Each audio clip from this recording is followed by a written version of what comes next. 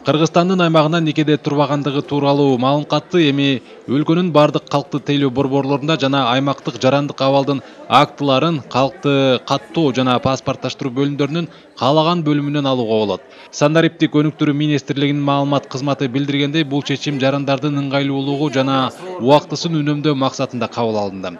Никелешүү укугу тууралуу маалымат Кыргызстандын жарандарына гана берилет.